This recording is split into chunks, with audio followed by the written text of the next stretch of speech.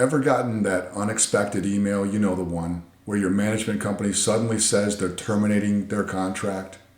It's not just shocking, it throws everything into chaos overnight. Vendor relationships, financial processes, resident communications, all disrupted.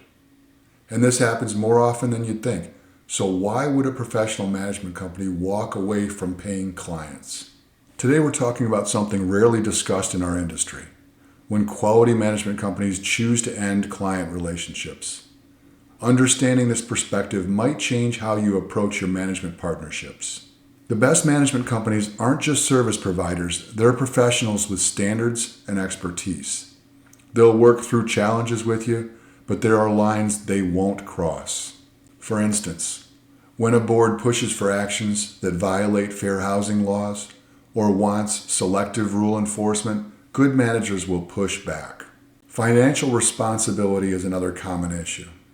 We see boards that budget based on keeping dues exactly where they are, instead of using last year's actual costs and adjusting accordingly.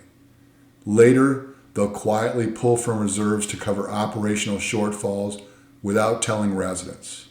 When problems arise, the management company takes the blame through incomplete or non-existent information updates. Good managers will educate and suggest alternatives, but ultimately they'll stand their ground, even if it costs them a client. This isn't stubbornness, it's professionalism. They know their guidance protects both the community and the board members from potential liability. Good management companies don't just disappear. Before separating, they'll clearly communicate their concerns. First, they'll flag decisions that damage resident relationships. A major red flag is when boards create policies but don't communicate them with residents, instead hiding behind the management company when questions come up. Some boards subtly suggest to residents that the management company is somehow in charge, failing to mention that the board makes all the decisions while the management company just executes them. This leads to one-star reviews for the management company, and how many of those can a company take before ending the relationship? Second, they'll highlight actions creating liability, like ignoring maintenance issues despite professional recommendations or delaying necessary reserve funding. Third, they'll address behaviors that undermine vendor relationships. Management companies depend on good vendor partnerships. When a board mistreats vendors who are performing in good faith, delaying payments, creating unclear work scopes, or failing to remove project obstacles, quality management companies may need to walk away. Good vendors aren't a dime a dozen, and while management companies shouldn't favor vendors over communities, they need to be fair arbitrators in these relationships. Finally, they'll point out unrealistic expectations. One common issue is when communities sign a contract and immediately start pushing on gray areas to get additional services. This includes excessive communications, constantly bombarding the management company with emails and calls.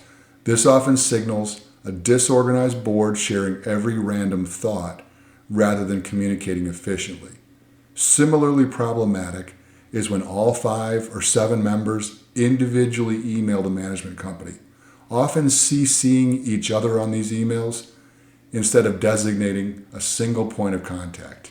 When you receive these communications, take them seriously. They're not complaints.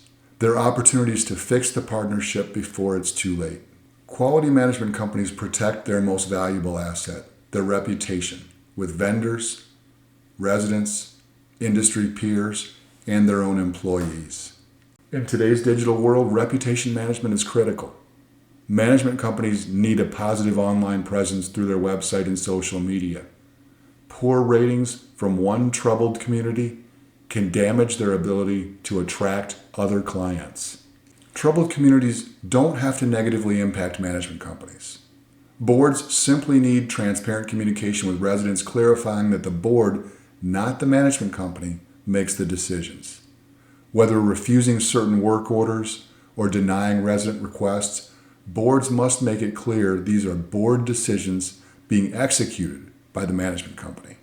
When a relationship becomes contentious, it affects everyone. Staff morale suffers, when they're caught between unreasonable demands and professional standards. Sometimes the most professional decision is simply to move on from a relationship that compromises values or service quality. Remember, a management relationship should benefit both parties.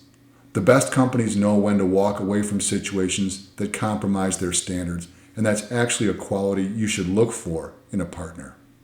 If you found this perspective valuable, we invite you to connect with us. Facebook viewers, like our page and follow us for regular updates. Feel free to message us directly with your questions or community challenges. Instagram viewers, hit follow and feel free to DM us with your questions or community challenges. YouTube viewers, subscribe to our channel and check out the video description for helpful links. Visit our website to discover our thought leadership content, books, and resources that can transform your community management approach. Whether you're dealing with the challenges we discussed today or other community issues, we're here to help. Thanks for watching, and we'll see you in the next video.